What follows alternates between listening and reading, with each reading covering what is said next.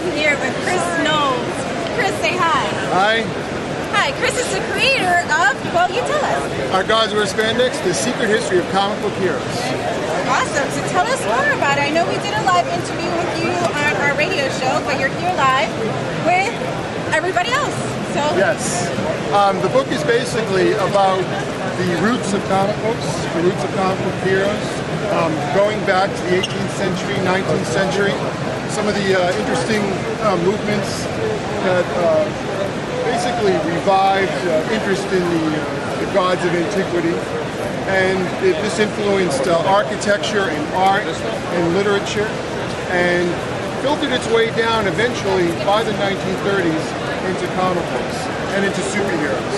And if anybody comes to New York and takes a look around, you can go to places like Rockefeller Center and Grand Central Station, a lot of places in that neighborhood where you'll see these images of the Greek and Roman and Egyptian heroes everywhere, statues, artwork, everywhere. And that really had a very deep influence on the comic book creators of the 1930s, because that was their environment. So what made you want to write a book about it? Well, I just grew up reading these comic books and saw these themes being repeated a lot, especially in the 1970s comics. And when I eventually ended up reading about these topics, I was like, oh my God, I know about these things from the comic books I read when I was a kid. And it all just sort of came full circle.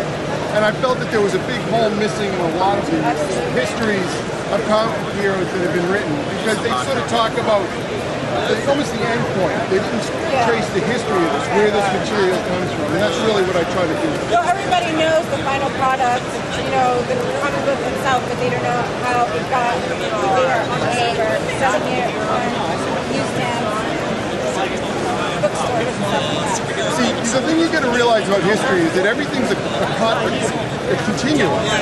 Nothing pops out of the thin air. Everybody follows on what came before. People like Siegel and Schuster were very influenced by Hercules. Jack Kirby was very influenced by Thor and the Norse gods and things like that, and that's what he brought into his stories. So everything follows on what came before. Nothing pops out of thin air. Right. Well, thank you so much. That was awesome. Awesome. And this is Falcons reporting from the Comic Book Novice show with Chris Knowles. So check out his stuff